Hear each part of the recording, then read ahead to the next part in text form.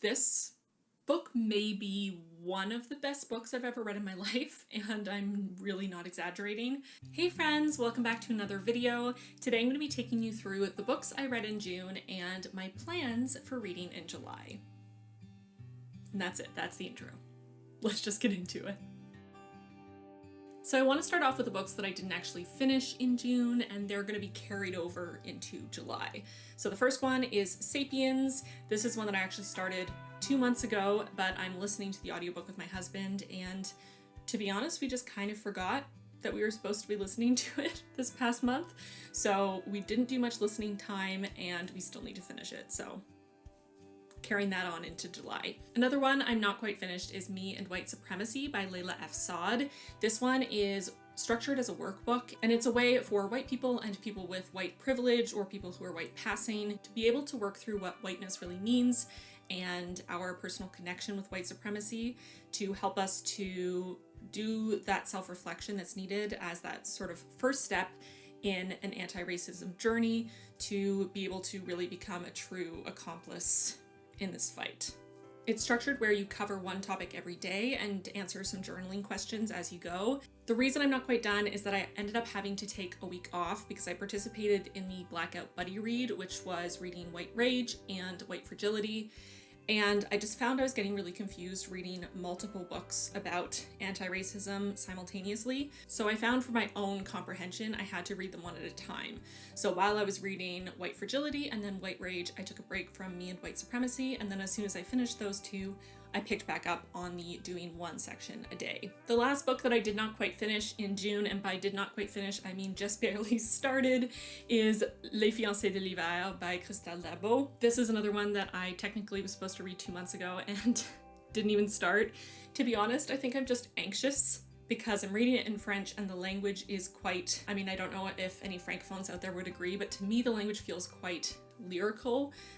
The prose is quite nice, but it means that for me, as someone who speaks French as a second language, there's a little bit more effort involved to make sure that I'm getting as much meaning as possible out of the writing. And while I'm sure I could read a lot faster if I was willing to skip over those deeper meanings, I thought that this would be a good opportunity for me to deepen my learning and refresh my French. So literally every time I come across a word that I don't know or a saying that I feel has a deeper meaning that I'm not picking up by reading it literally, I'm looking it up in the dictionary, Googling it. If that's not enough, translating it into English so that I can hopefully have the deepest understanding possible of not only the book in general, but the language that's being used. So I'm definitely reading it very slow. But it's fun and I'm enjoying it and it's a learning process, so it's all good.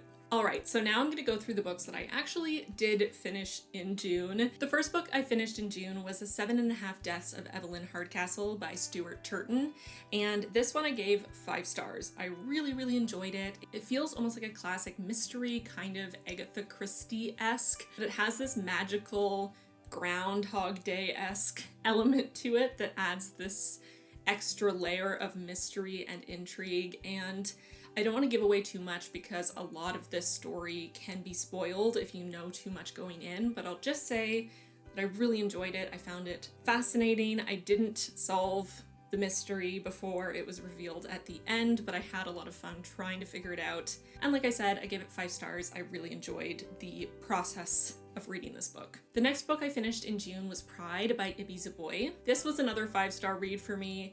I'm starting to wonder if I give away 5 stars too easily, but to be honest, I like to like things, and if something strikes me in just that perfect right way, it's gonna get 5 stars.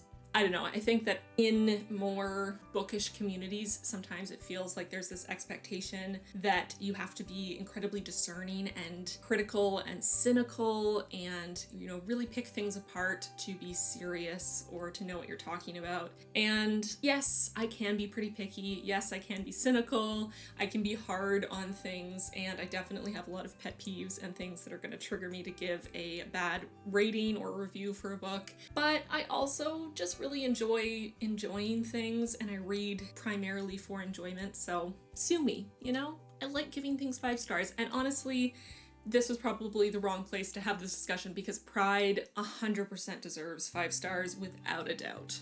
As with all these books, my full reviews are on Goodreads, and I'll put the link to my Goodreads down below if you want to read a little bit more in depth, because I'm not going to go super in depth into every single book in this video because then this video would go on forever. But this book was just so beautiful. Zuri is our main character, and she is so proud of her Afro-Latino roots, and she is so strong yet vulnerable, and she is that perfect mix of a confident young woman who is ready to go out into the world, but has that little voice in the back of her mind nagging her and making her doubt her path and wonder what's to come and what her part in that future is going to be. And I think that's really relatable for a lot of women, no matter what your background, no matter where you come from. And she's very passionate and knows what she believes in, and I just absolutely adore that. This book also explores a lot of really serious issues through Zuri's lens. So we get discussion about gentrification, class divides, racism, and the true meaning of family. And one of the other things that I really loved about this book, and then I'll stop raving, is that this book had a romance in there, but the romance was not the core of the story. I just really appreciate when stories do that. I don't mind a book that's primarily focused on a romance. I'm a romantic at heart, but I do like to see more about a character than just who they find attractive and worrying about whether they're attractive to that person back, you know? Okay, that's it. I'm gonna move on. The next book I read in June was The Test by Sylvain Neuvel. And again, this month started off really strong for me. I gave another 5 stars. I promise these books deserve the 5 stars. I'm not just throwing them out willy-nilly like Oprah. So The Test, I loved. It's super short. I literally read it in one sitting when I woke up in the middle of the night and couldn't fall back asleep and thought, hey, I'll just start a new book. And then I just lay there and read the entire book. So if that tells you anything.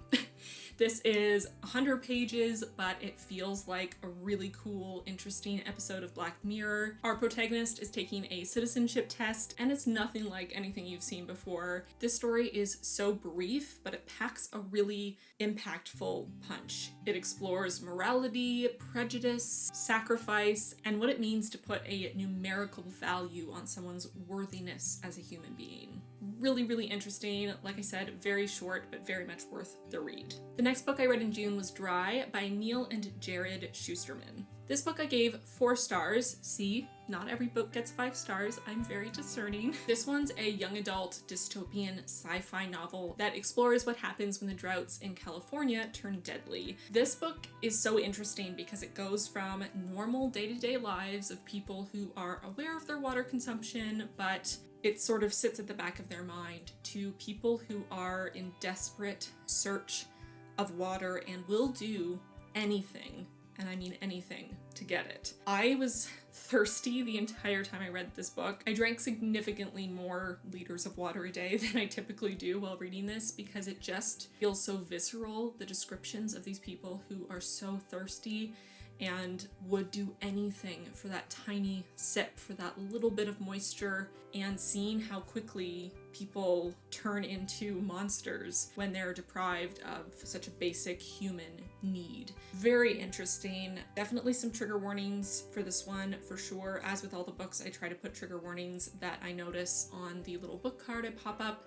So definitely check that out. But very, very interesting, very intriguing. The main reason that I gave it 4 stars instead of 5 is that I felt the end was a little quickly wrapped up, a little rushed, and felt a little convenient, I will say. But it is aimed at a slightly younger audience, so maybe that's all right. So next up in June, I participated in the Blackout Buddy Read, which was organized by Books with Shay here on YouTube. And for this buddy read, we were to read both White Fragility by Robin DiAngelo and White Rage by Carol Anderson, and then come together at the end of, I believe it was a week or so, for a live stream to discuss the books. So I read White Fragility first. I will say Robin DiAngelo is a white woman, and I didn't end up rating this book. I think it can be very valuable as a starting point for white people who are just now opening their eyes to anti-racism, who are very new to this discourse. I think it can be a good primer for those people. It is quite rudimentary. There were some parts of the book that rubbed me the wrong way, especially coming from a white woman. It just there was something there, a disconnect, and while I can see the value in it, I wouldn't necessarily recommend it. I would say, though I am not quite finished, I would recommend if you are a white person, a person with white privilege, or someone who's white passing, and you're looking for a starting point that then goes much deeper and is written by a Black person, I would highly recommend Me and White Supremacy instead. Not only does her book cover all of the topics covered in White Fragility, including white fragility, but it goes so much deeper, and I find the journaling prompts really encourage you to do the work rather than just passively listening to the information. So that's what I have to say on that. The next book that we read for Blackout Buddy Read was White Rage by Carol Anderson, and this one was quite dense and is definitely 100% focused on the US. It is basically a very detailed history of systemic racism against Black people in America. So if you are American, 100% please go read this book, because if you don't already know this history, you really need to. It's so important to understand what the US is dealing with today. As a Canadian, there were definitely parts that I struggled to stay engaged because I already know very little about American history. It's not something we study in school here in Canada, and I obviously don't have a personal connection to the United States since I'm not a citizen there. So I definitely had moments where I was struggling because it is quite dense and heavy as far as the information goes, but I do think it's valuable. I learned a lot about how the American system has come to be the way it is today, and that definitely is helping me to understand the current day situation and the conversation that's being had around race in the United States and on a larger scale in North America and in the world. And again, if you are American, please go read this book. You need to read it, very important. And as you'll see later, I've picked up a Canadian book written by a Black woman on Canadian history with racism, because I think it's important for me to explore my own nation's complicity in white supremacy. So once I finished the Blackout Buddy Read, I jumped right into another readathon, which was the Queer Blackathon, which was hosted by 4 Black booktubers, Francina Simone, Mayona Reads, the novel Lush, and Bowties and Books. This was a 48-hour readathon that was focused on books that contained queer and Black characters, and I managed to read 3 books in those 48 hours, which, for me, is quite a feat. I was very proud of myself. So the 3 books I read for Queer Blackathon were Sawkill Girls by Claire Legrand, An Unkindness of Ghosts by Rivers Solomon, and I Wish You All the Best by Mason Deaver. So Sawkill Girls is a young adult horror about young girls going missing, which is a story that's been told many times. This one did have a twist, which I appreciated, and the 3 protagonists of this story are 3 young women who are quite diverse. We have 2 women whose identities are not blatantly stated, but participate in female-female romances. One woman is plus-sized, another woman is mixed race and asexual, so there is quite a bit of diversity in this cast of main characters, and they're very interesting characters. I could definitely see that all 3 were developed thoroughly, which I appreciated, and there were a number of Star Trek references, which, I mean, how to make a book better, 101. Put Star Trek references in it. Done. So I really enjoyed this book. It's definitely a little creepy, more than a little creepy. There's violence, more than a little violence. Even for me, some of the feminism that was kind of shoehorned in there felt a little heavy-handed. While I agree with the messages that were being portrayed, I just feel like we as readers were kind of getting hit over the head with the bat of feminism, while, you know, probably could have been done in a more subtle fashion. Is that the be-all end-all? Is that a huge issue? No, not really. I just kind of noticed it. It was a little much. As I said though, I 100% agree with the messages being told, so it's not like I disagree with what the author's trying to say. I just felt like it could have been said in a more natural way, maybe. But yeah, overall, really interesting. I gave it 4 out of 5 stars. A really good read. So the next book I read for Queer Blackathon was An Unkindness of Ghosts by Rivers Solomon, and wow, this book may be one of the best books I've ever read in my life, and I'm really not exaggerating. This book deserves all of the stars. like every star that exists in the world. 5 stars is woefully inadequate for what this book is. I don't even know how to describe it, really. It's a sci-fi novel. It takes place on a spaceship that is transporting a huge number of people to a new planet after a disaster on their home planet. And it's an exploration of the society on this generational ship that has a lot of deeply rooted systemic racism and classism and oppression. This book is a cacophony of identities. We have intersex representation, we have genderqueer or gender fluid, non-conforming representation, we have queer representation, we have an autistic MC. The main protagonists of the story are Black, and oh my god, this book is, I'm not gonna lie, this book is very hard to read. The subject matter is hard to read about. It is uncomfortable, it is heartbreaking, it is painful, but it is also so beautiful and raw and transformative. I don't even know. As you can tell, I'm at a loss for words. I feel like my Goodreads review was more eloquent than I'm being right now. This book just blew me away, and now I need to go out and read literally anything that Rivers Solomon has ever put down to paper. They are an incredible talent, and I think a really needed voice right now. And I go read this book, please, right now. Don't wait. Be aware of the trigger warnings. As I said, I will include as many as I can think of on the book card. Please be aware of those going into it. This could be a very triggering read for a number of people, but wow, this book is worth the effort that you have to put in to read it. And I just think every single one of you watching this should put this book on your TBR right now. And the last book I read for Queer Blackathon was I Wish You All the Best by Mason Deaver.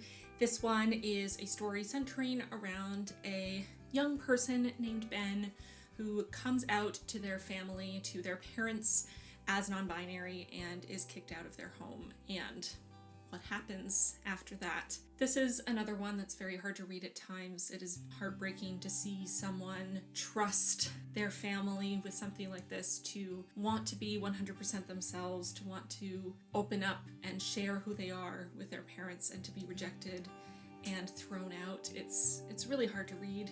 Sorry, I'm getting emotional now, but it's really beautiful. And Ben is such a lovely little being. They are coming to terms with being non-binary and what that means, and this story also includes a really sweet romance and explores a lot of issues surrounding being gender non-conforming, being non-binary. You know, it touches on gender dysphoria and pronouns and visibility and belonging and so much more. I really enjoyed this book. I found it quite touching, and I gave it 4 stars. All right, so we're getting near the end of the books I read in June. I know I read a lot this month.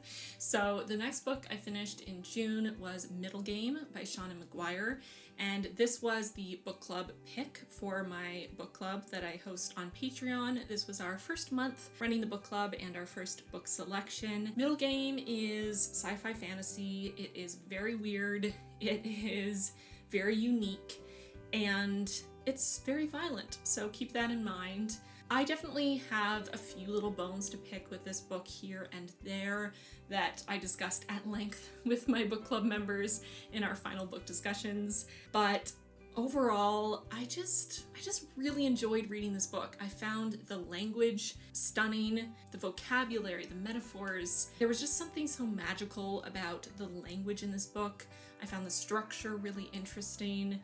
I found a number of the characters fascinating, and the idea behind the story in general was just so unique and something I'd never read before that it made up for the couple little things here and there that I wasn't fully on board with, or, you know, a few characters that I think could have been a little more developed, or certain parts where the pace felt a little quick, or, you know, those little things. For me, overall, the whole package and my level of enjoyment of the book made up for those little things. So I gave this book 5 stars. I really liked it. I could understand why people would maybe dislike this book or not be able to get into it. I think this is probably going to be hit or miss for a lot of people, but if you tend to enjoy the weirder books that I mention on my channel that I really like, I'm trying to think of some of the weird books that I've liked, like Bunny or Annihilation. I like weird things. I like books that are different, and this was that, and I liked it, so that's it. And the last book, we finally come to the end. The last book I read in June was A Gathering of Shadows by V.E. Schwab, and this is the second book in a trilogy. I read the first one a couple months ago now, and I didn't love the first one. I think I gave it 3 stars. It was all right. It just kind of felt slow and like not that much happened, and I didn't connect to the characters that much. But I was told by so many people, both in the comments on my YouTube video and on Goodreads, that the second one was a lot better than the first. So because I was intrigued by the magic, I decided, hey, why not? I'll give it a try. Maybe I'll love the second book. And sadly, I did not. This book, I didn't have high hopes for it, but it still let me down. I don't even really know what to say about it. I finished it earlier today and I was trying to write a Goodreads review, and all I could think to say was just, I didn't care. I didn't care about this book. I didn't care about the people involved. I didn't care about what was happening. I just didn't care. So I'm sorry if you really like this book. I'm sorry if you like this trilogy. I'm sure a lot of people really love it, and I can see kernels here and there, like Rye, sweet little bye baby Rye.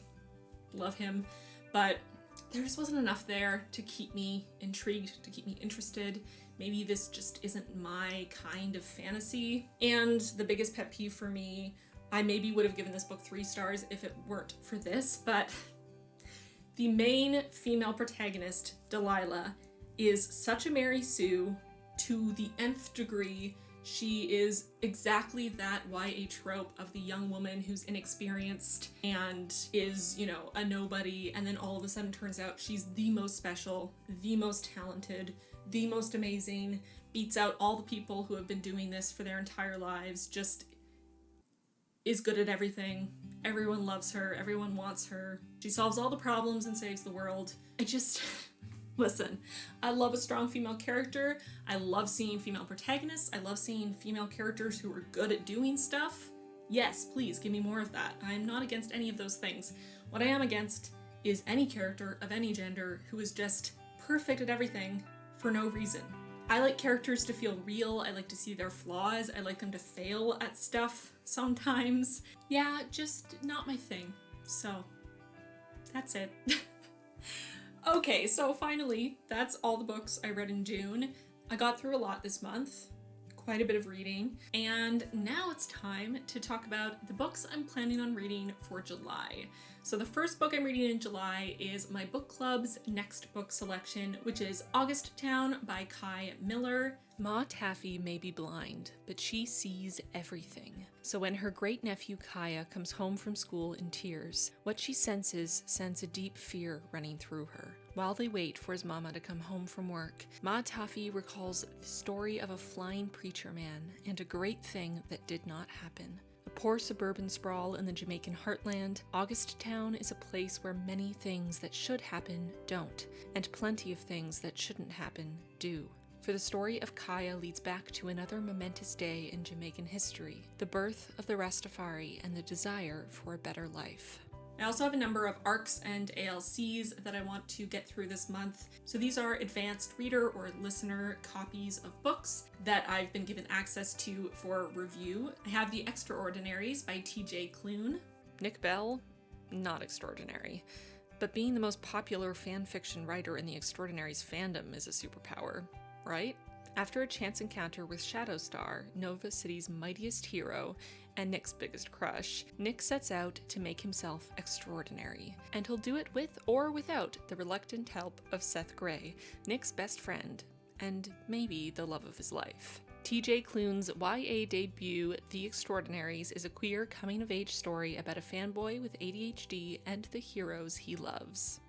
Migrations by Charlotte McConaughey. Franny Stone has always been a wanderer. By following the ocean's tides and the birds that soar above, she can forget the losses that have haunted her life. But when the wild she so loves begins to disappear, Franny can no longer wander without a destination. She arrives in remote Greenland with one purpose: to find the world's last flock of Arctic terns and follow them on their final migration. Propelled by a narrator as fierce and fragile as the turns she is following, Migrations is a shatteringly beautiful ode to the wild places and creatures now threatened. But at its heart, it is about the lengths we will go to the very edges of the world for the people we love. Devolution by Max Brooks. The #1 best-selling author of World War Z takes on the Bigfoot legend with a tale that blurs the lines between human and beast, and asks what we are capable of in the face of the unimaginable. The House of Sticks by Derek Kunskin. Life can exist anywhere, and anywhere there is life, there is home. In the swirling clouds of Venus, the families of La Colonie live on floating plant-like trawlers, salvaging what they can in the fierce acid rain and crackling storms. Outside is dangerous, but humankind's hold on the planet is fragile, and they spend most of their days simply surviving. But Venus carries its own secrets too. In the depths, there is a wind that shouldn't exist, and the House of Sticks wants to harness it. And The Conductors by Nicole Glover. A compelling debut by a new voice in fantasy fiction, The Conductors features the magic and mystery of the Dresden Files, written with a sensibility and historical setting of Octavia Butler's Kindred. Introducing Hetty Rhodes, a magic user and former conductor on the Underground Railroad who now solves crimes in post-Civil War Philadelphia.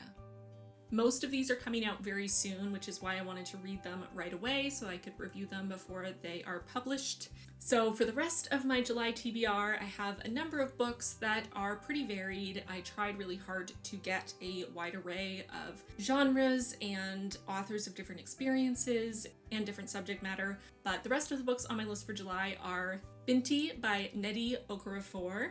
Her name is Binti, and she is the first of the Himba people ever to be offered a place at Uzma University, the finest institution of higher learning in the galaxy. But to accept the offer will mean giving up her place in her family, to travel between the stars among strangers who do not share her ways or respect her customs. Knowledge comes at a cost, one that Binti is willing to pay, but her journey will not be easy. If Binti hopes to survive the legacy of a war not of her making, she will need both the gifts of her people and the wisdom enshrined within the university itself. But first, she has to make it there, alive. Policing Black Lives, State Violence in Canada from Slavery to Present by Robin Maynard.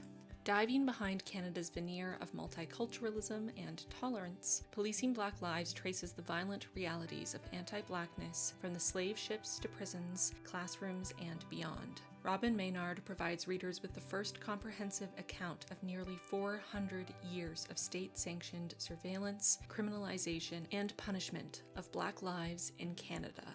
A Mind Spread Out on the Ground by Alicia Elliott. In an urgent and visceral work that asks essential questions about the treatment of Native people in North America, while drawing on intimate details of her own life and experience with intergenerational trauma, Alicia Elliott offers indispensable insight into the ongoing legacy of colonialism. She engages with such wide-ranging topics as race, parenthood, love, mental illness, poverty, sexual assault, gentrification, writing, and representation, and in the process makes connections both large and small between the past and present, the personal and political. With deep consideration and searing prose, Elliott provides a candid look at our past, an illuminating portrait of our present, and a powerful tool for a better future.